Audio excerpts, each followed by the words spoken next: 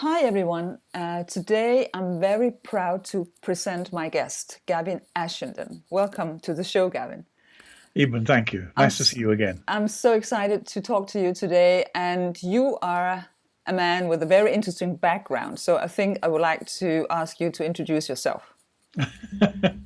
Well, I trained as a lawyer when I was a young man. And then I had an evangelical conversion. Then I became an Anglican priest.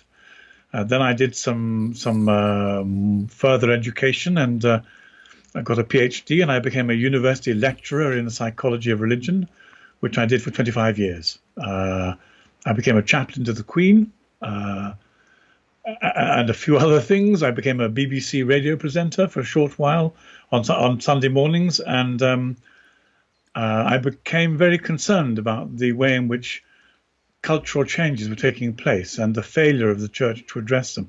Indeed, I was part of the problem for a while because for a good 25 years I was a good progressive Jungian, and I had to repent.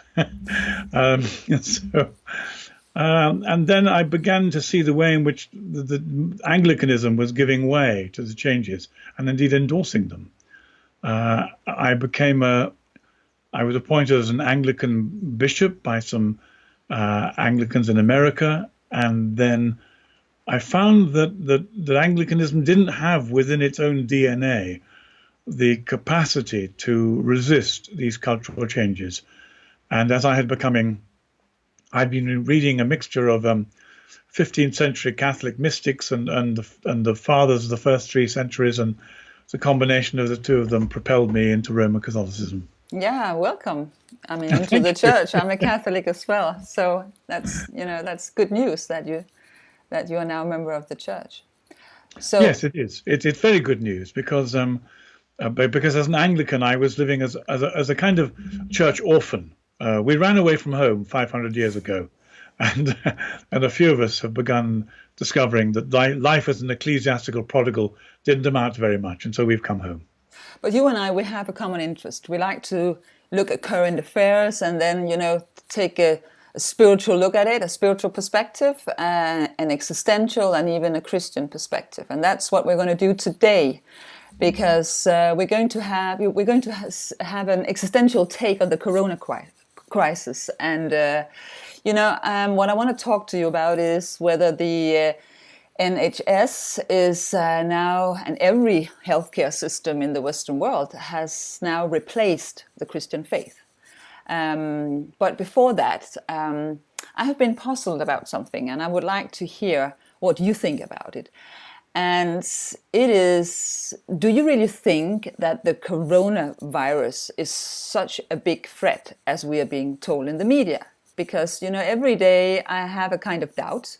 Because before I logged on Skype here to talk to you, I just checked the numbers. And today, 211,000 people have died from the coronavirus worldwide. That is, of course, a big loss and a big tragedy that so many people have died. But if you look at how many people die every year from just a normal seasonal flu, it's up to 650,000. So we're not even close to that number. And if you look at the numbers here in Denmark, now we have 8,851 people who have contracted the virus. Only, and I say only because thanks be to God, only 435 people have died. So that's not a very high number. And if you look to Sweden, for instance, because Sweden is, the country everybody's looking at because they don't have any lockdown. They only have, I think you can get up to 50 people. But schools are open, restaurants are open. Danes go even to Sweden just to have a drink to feel normal life right now. They have 19,621 people who have contracted the virus, and 2,355 people who have died. But there are 5 million people, or we are 5 million people here in Denmark, 5.8, and there are more than 10 million. So there are quite a lot more than we are. So still they have, a little bit higher mortality rate than we have. But I'm just puzzled, Gavin, and I would like to hear what you think about this, whether our reaction has been completely out of proportion. or what is going on, because the world is, completely stricken by fear. But it seems that the mortality rate is not that high. I agree with you. I think the reaction is out of proportion. But the trouble is there are lots of facts we don't yet know. So if we look back to the Spanish flu, although I think it began in America from 1918, then there were 3 waves, and the second and third wave were much more serious than the first one. And I may have my figures wrong. I'm better with words and numbers, but my recollection is that the Spanish flu killed 50 million people worldwide. So if that's true, and you compare it with the numbers we have at the moment, there's no comparison. We're not dealing with anything like as serious as that. But there are a number of caveats, I think. And the first one is that we don't yet know what this virus will do. It could be with us forever. But viruses change. I mean, they mutate. It could burn itself out, or it could stay and cause worldwide difficulty without end. There isn't even any evidence that people get immunity to it yet. So there are a whole lot of things we don't know. It could turn out to be a small virus, or it could turn out to be something enormously problematic long term. The interesting thing, I think, is that the political reaction. One of the things that has happened in our society, in Western culture, since Christianity lost its hold on the imagination, was a fear of death, or at least a refusal to recognize death and deal with it. The great virtue of Christianity is it provides a narrative. And if it isn't true, it ought to be true. It's a very good narrative. It's a way, it works very well to calm some of our human fears. If you wanted to produce something that brought out the best in people, the Christian story would be an excellent way of doing it. It gives you a sense of where you've come from, where you're going to, how to get there. All the major myths in our literature have the same kind of template as Christianity does. Now, that leads some people to say, well, Christianity is just one more myth. On the other hand, it was C.S. Lewis who suggested, actually, that it's the other way around. All the myths are a version of Christianity. It's a bit like the mistake Feuerbach made when he suggested that we were projecting our image of God onto the universe. And Christians say, no, the telescope is the other way around. God is projecting himself onto us. Now, so Christianity works very well in terms of helping us face death. Death is going to come. It has a purpose. It will, if we live well and trust in God and have a relationship with him, propel us even closer to him. But if you don't believe, then you have a philosophical and existential problem of enormous proportions. Are we an accident? And if I am an accident, why don't I live like an accident? No, nobody lives like they're an accident.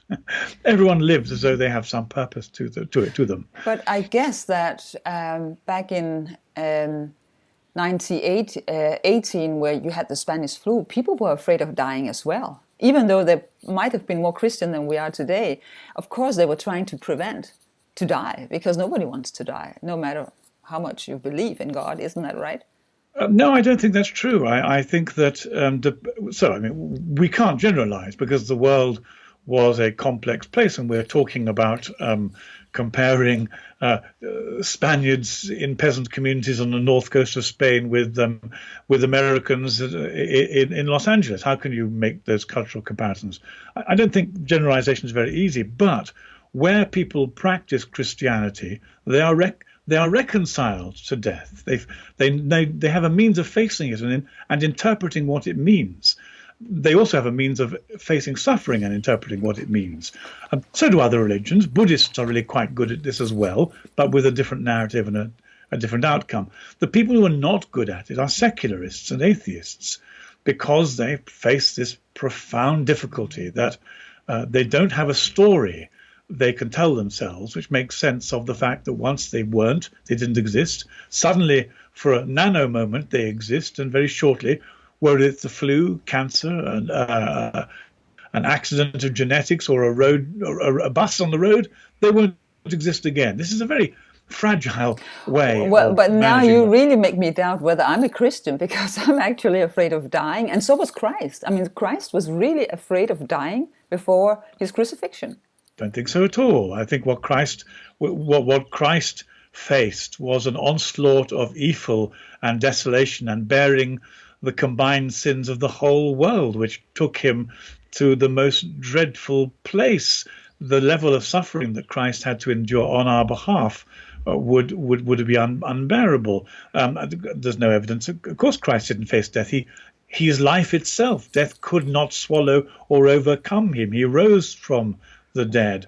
We, however, face a task and a journey, and that is that as Christians we've begun to grapple with death. We know death will be a temporary interruption. There is an enormous amount of evidence of life after death. Most of our secular prejudices have tried to hide it. But I mean, if, for example, you look at the Alistair Hardy Religious Experience Unit in England, it's gathered together the widest variety of religious experiences that transcend our time and space experiences. But so the answer is, I think Christians have the opportunity to manage death, and if we live our faith at all, it becomes a way of taking the fear out of death. But are you saying that if we were not so secular and not so afraid of death, there would not have been any lockdown? I'm saying that if we were less afraid of death, the government would have had more options available to itself as it sought to keep power. Governments at the moment are terrified of being... Effectively, the governments of today have become a parent figure. The great argument is between, do you want God as your parent or the state as your parent? The state doesn't like God because it wants to gain power. And so for the last 150 years, there's been a struggle between the state and between statism, in particular, as it expresses itself in socialism and communism, and Christianity, which gives people a different kind of foundation for their lives.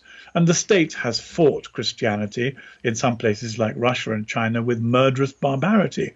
But wherever you are, it attempts to usurp God and become the parent. Now, the problem with being a politician is it's fine to be a parent of your nation or your people or your democracy when things are going well.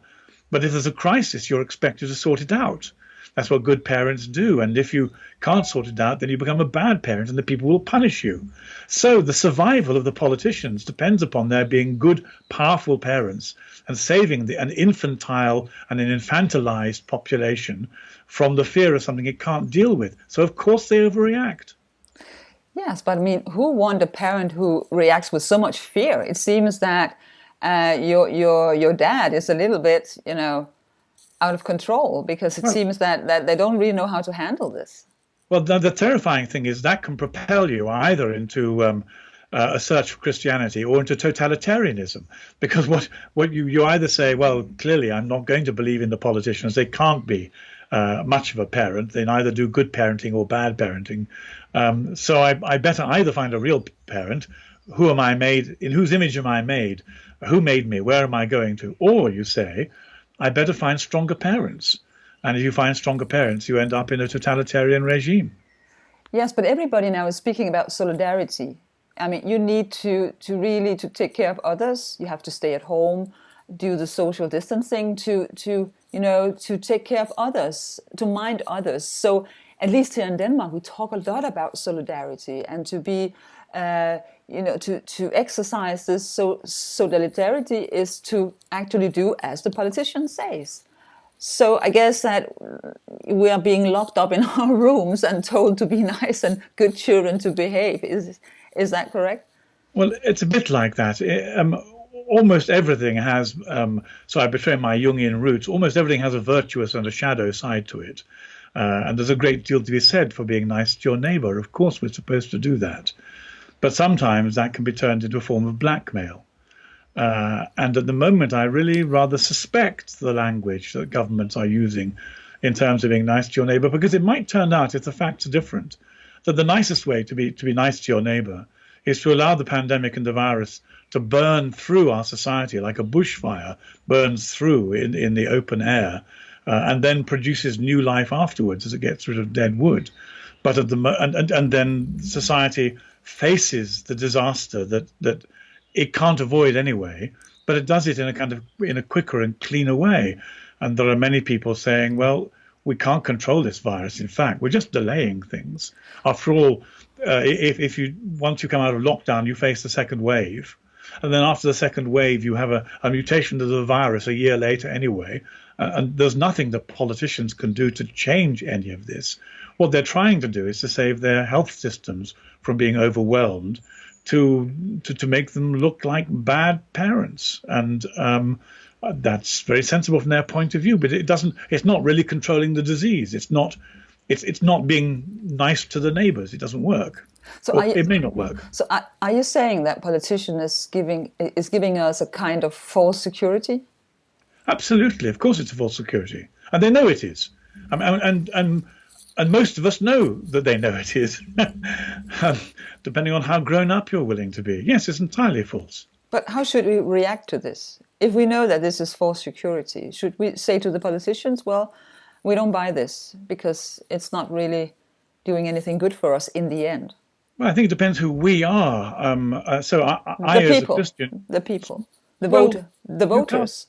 Well, you can't talk about the people because a large majority of the people seem to me to be infantilized and immature pleasure seekers who are drugged by the media and by consumerism. And I don't put myself in their category, so I can't talk about we the people. We have different responses. We act in different ways. I think those who grown up and who have a level of faith that allows them to judge the inadequacies of the political system will look a bit stoically and say, well, they're going to play games with us, but we have to accept the political power of the state, but we're not convinced intellectually or emotionally by it. What will the people do when they find they've been let down? Well, that's what the government are afraid of. There may be riots of very angry people who are frightened and hungry and looking for a solution that can't be provided. So I think the politicians are as frightened as the people are at the moment. Let's talk a little bit about the healthcare system, because the other day I came across a picture on Twitter where doctors and nurses has created a photo, an image where they resemble the Last Supper. I really was quite surprised to see that. There is a doctor sitting in the middle, which looks like Christ, and then you see the disciples. And if you take Leonardo da Vinci's Last Supper image, it's a completely copy of that. I don't know if you have seen it. Why would doctors do that? I mean, why make such a religious scene? I thought that doctors would only stick to science. Why would they make a picture like this? Well, I've seen another one, which is the golden calf with the letters NHS graven on it, being lifted up to be worshipped.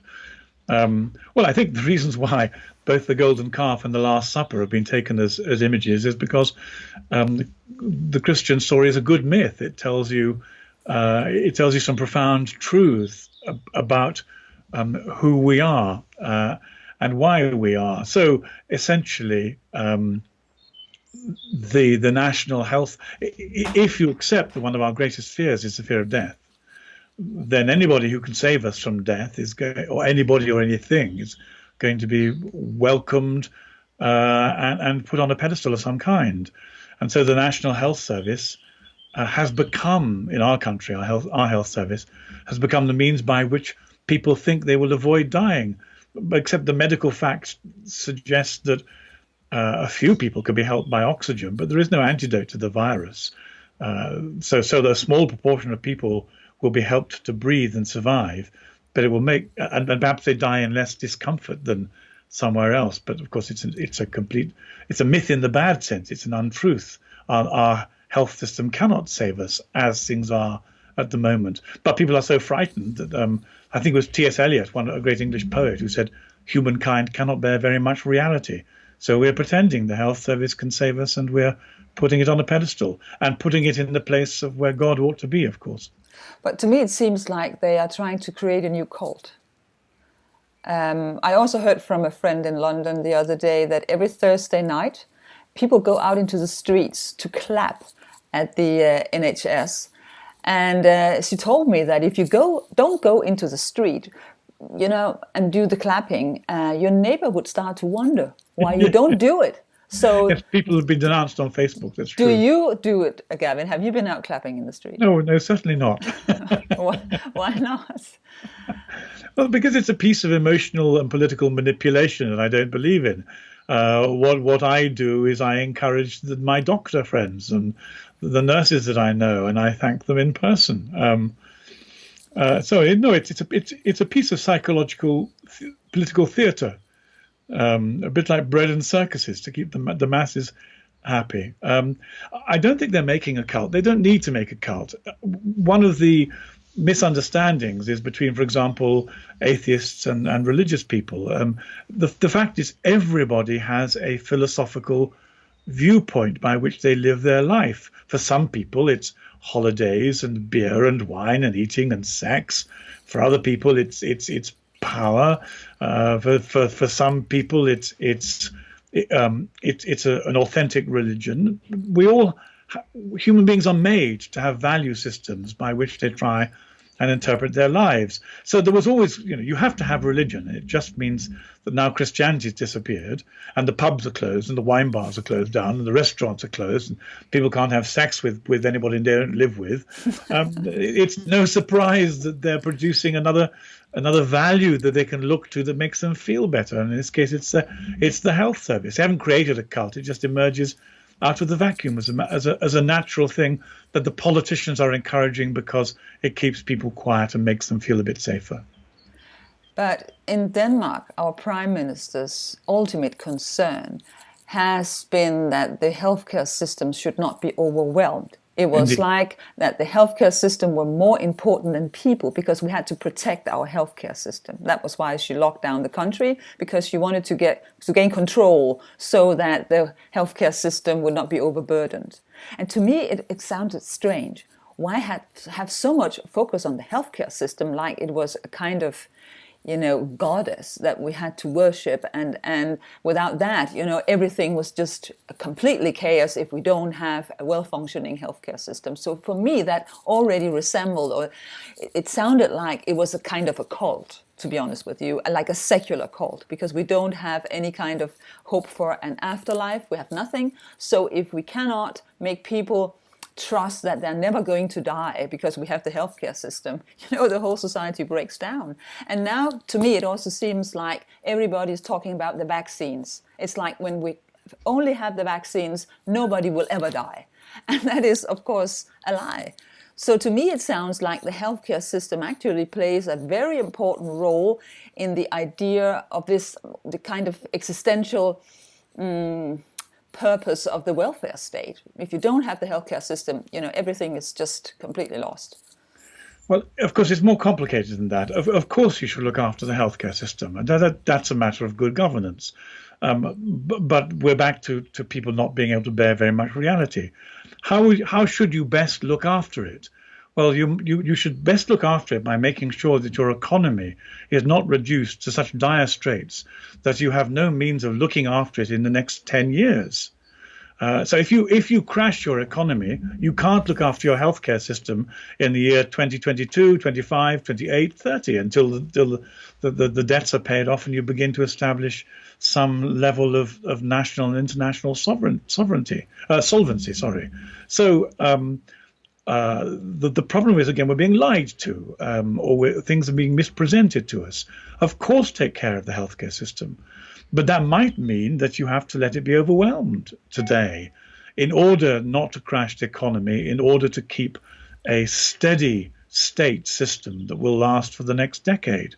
So it looks like it's taking care of it by locking everyone up and not allowing people to die in large numbers that are going to die anyway, by some means or another.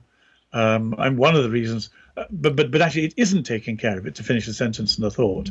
If you then crash the economy and you can't pay your bills, you can't pay for doctors, you can't pay for medicine, you can't pay for medical infrastructure, you can't pay for surgical theatres, you can't invest in research.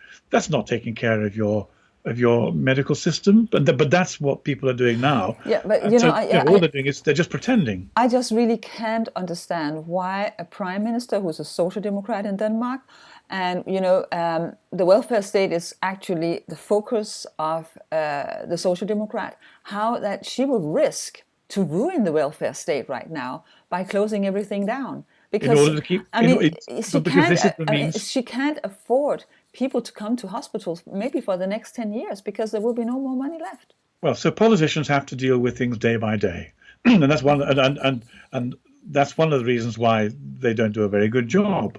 So they do things in electoral periods. Her main concern is to keep in power, and she keeps in power by not having the media full of hospitals being overwhelmed by dying people. That's why she's doing it.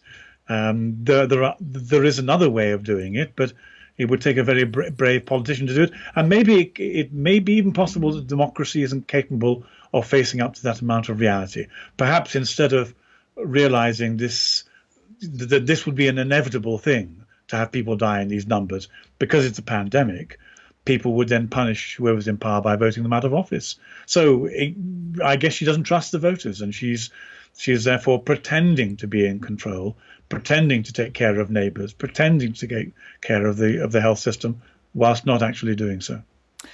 Well, but I can't help thinking about, because we have seen that all the churches are closed. Yes, this is incredible. For health reasons, and now we have this kind of very dominant secularism, trying to make the healthcare system, like I think, a new cult. Is this a kind of triumph for secularism, that the churches are now closed and people are turning to the state and to the healthcare system instead? Well, it's the most enormous shock. It's something that I couldn't even have imagined happening. Even during the Roman famous persecutions, Christians went to mass in the catacombs. Even in the Soviet Union, though they closed and bulldozed many churches, nonetheless, priests were there, and the liturgy continued, albeit highly suppressed. Even in communist China, the doors of the churches are open. This pandemic in the hands of Western democracies is the first time in history that churches are being closed. And it is the most dreadful tragedy. Not only is it a profound offense to God and our obligations to him, as well as damaging ourselves as we are unable to say our prayers and to receive the Eucharist. But it does what totalitarian states have failed to do down the ages. And I don't understand why the bishops have been quite so quiescent in allowing it to happen. But apart from anything else, they haven't really been closed for health reasons. And certainly in England, the Archbishop of Canterbury, for whom I have very little respect, said the reason they were closing the churches was to set a good example of neighbourliness. In other words, if nobody else can go out, why should the churches? I mean, it strikes me his understanding of Christianity is well, I can't find polite words, so I won't say it.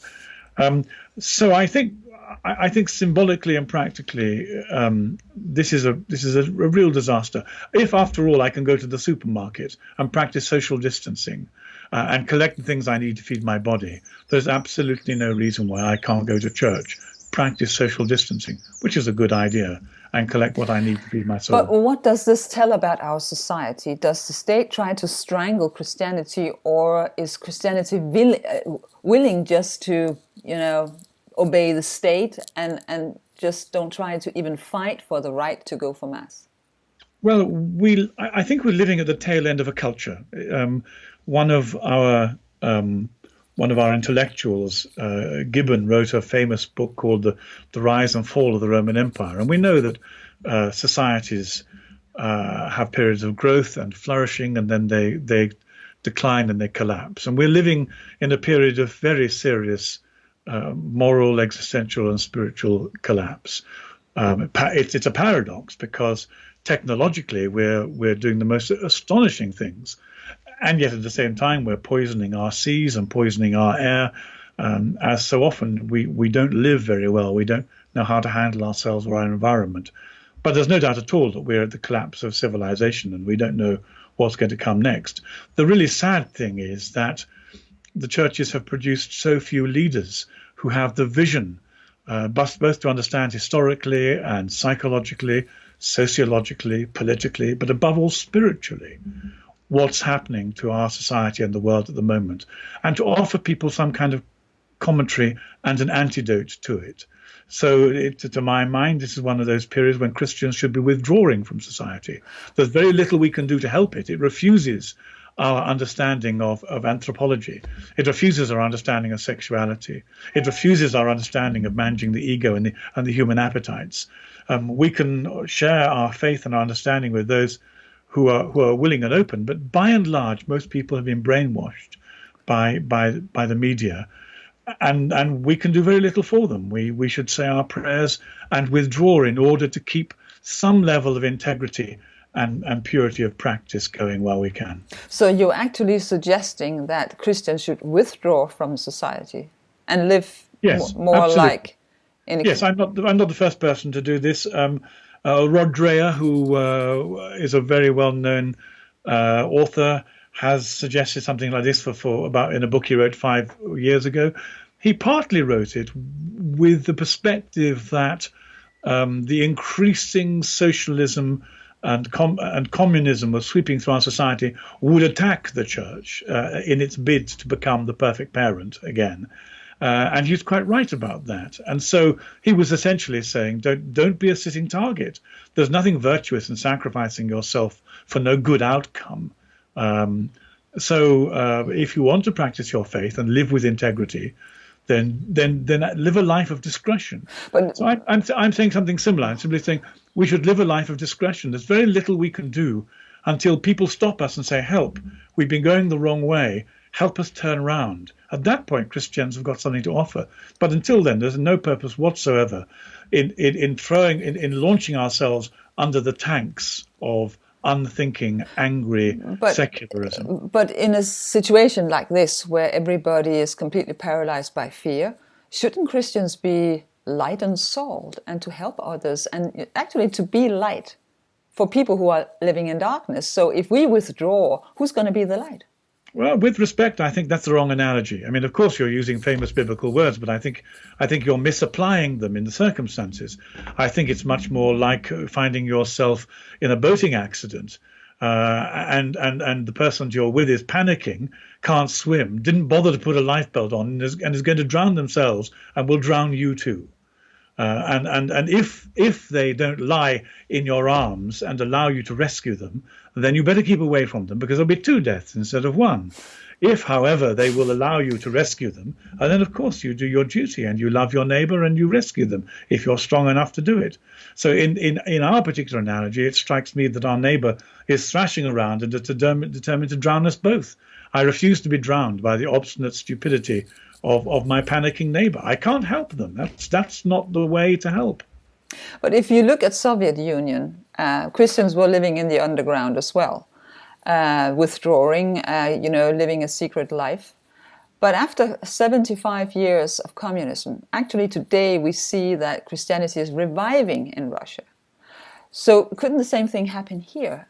With this crisis, don't you think that some good could come out of it, that people start to realize that they need to have some kind of supernatural faith? That the state is not enough. We haven't seen the end of this corona crisis, and maybe the state cannot provide. And then what?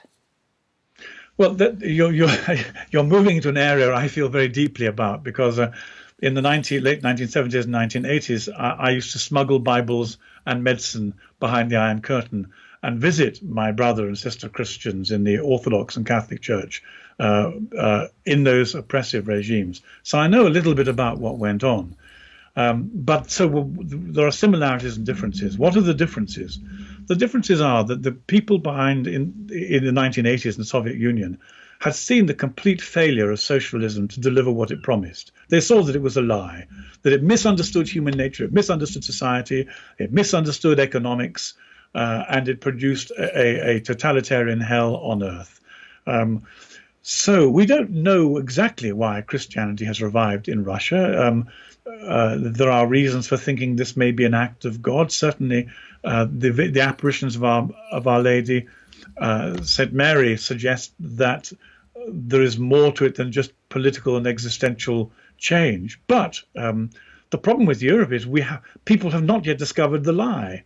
They don't yet know that what they've been promised by the media, by the governments, by hedonism, by secularism. I actually think that, Gavin, I actually think there are a lot of people who know they're being lied to, but they have no idea how to be Christians and whether this is the answer to the lie.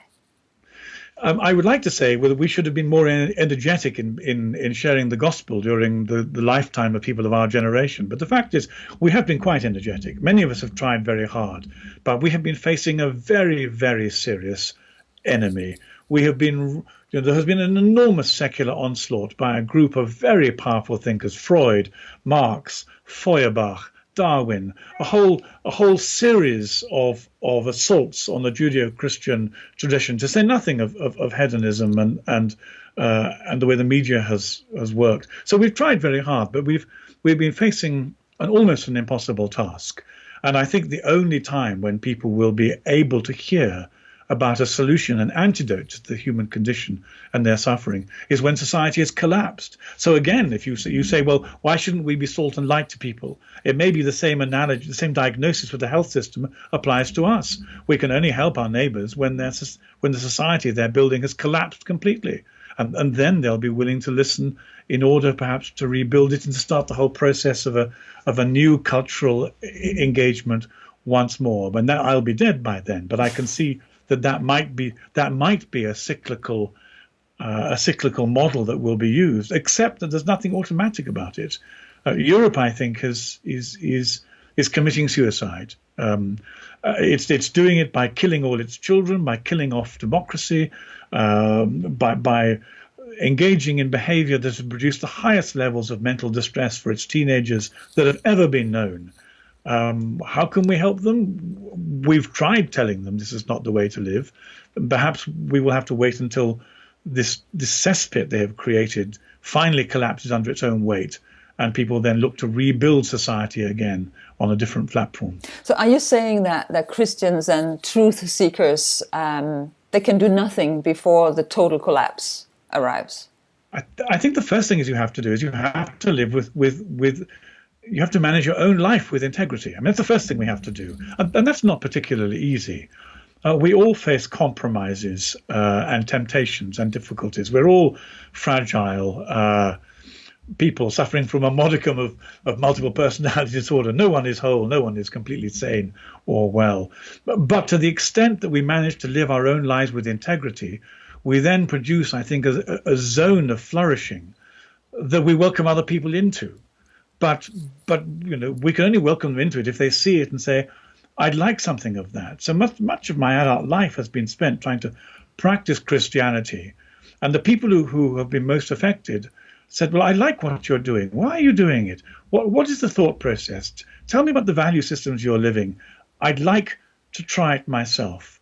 And by this means, Christianity has spread a little bit. But the first thing you have to do is to live with integrity yourself. And then people get to choose between, if you like, the effects of living like that and the effects of living in a way that is opposed to that. One of my concerns is that Christians have not been articulate enough in warning people about the choices they had to make morally, existentially, spiritually, philosophically. Our leaders, our thinkers, have been thin on the ground and quite taken in by the utopian vapid promises that our society has produced at the end of the 20th century. When I listen to the political leaders now talking to people, I don't hear any kind of hope in their messages. They all say, well, this is going to take a long time. We're going to keep the social distancing for months, maybe years. Maybe we will never shake hands anymore. And there will be no back to normal before we have the vaccine. So there is actually no hope. I mean, I've really wondered, how can you be a political leader and do not give any hope to people? I mean, when things look very nasty before the Second World War, Winston Churchill, he said, I can't offer you anything but blood, sweat and tears, but he was able to encourage people to fight the fight. Now I don't see that kind of hope in any political leader whenever they're going to talk to people. So where would people find hope today in this situation? Well, I'm not a great fan of that kind of hope. I don't think the world as it is a place in which you can practice that kind of hope. You've described a sociological hope for building a good society. I mean, if you go back to any period in history where there was turbulence, there wasn't very much hope for a better society. What hope means, I think, is as I said before, living with a degree of integrity and preparing yourself for heaven. That's my hope. If I'm not going to live after my death, then I've only got about 15 years left, maybe only 1 year left. Who knows? So where does the hope lie? Having a good time. I've lost my taste for alcohol, really. I don't want to eat myself stupid anymore. Where would the hope be? It's clearly not in pleasure seeking. The hope for me is in being transformed into the image of God, being set free from the toxicities of the spiritual life and the heart that pollute me, being set free from unforgiveness, being set free to forgive, to love, finding the enormous resources to turn the other cheek when I'm insulted or diminished by people. My hope lies in a different way of being a human being, that is actually the life that Christ taught and showed by himself. I don't have any political hope, any social hope. My hope is for eternal life and for forgiveness. And if I'm wrong about that, then there's no point in anything. But I don't believe I am wrong for a moment. All the evidence is that I'm right about that, apart from anything else, because it's worked so well as a way of living for the whole of my life so far. I've been trying to practice Christianity for about 45 years. I'm very impressed with the results. So I can hardly ask you now, what should the church have said? What should be the Christian response to this crisis? Because I guess you just said that. Well, there is a rather facile pseudo-Buddhist sort of postcard that says, shit happens. And in one sense, we should be saying to the world we live in, actually, pandemics happen. We know pandemics happen. We know when they happened. We know what they did. Sensible people have been saying, pandemic will happen. And actually, I don't think this is the big one. The virus we're afraid of is one that's going to be highly infectious and have enormous mortality rates.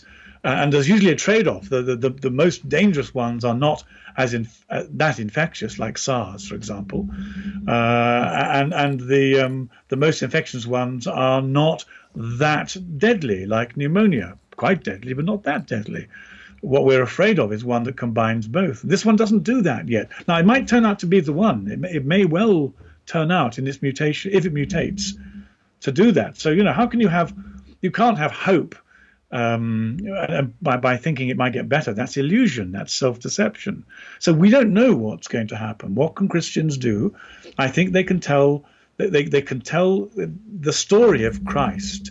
They can explain to the people we live amongst that the very best things our culture has ever known emerged from a Christian understanding of human nature and life and death, and invite them to choose, but to choose before it's too late. To live a life that has meaning, kindness, generosity, self-sacrifice, and is not suffocated by the appetite and by the ego, as the secular model of living as a human being is so badly damaged by. And by that note, I would like to thank you, Gavin, for telling us what we should really hope for. I'm really grateful to you, and think you really have given people something to think about. So thank you so much, and thanks for watching, and remember to subscribe to my channel, and see you soon again. Thank you. Goodbye.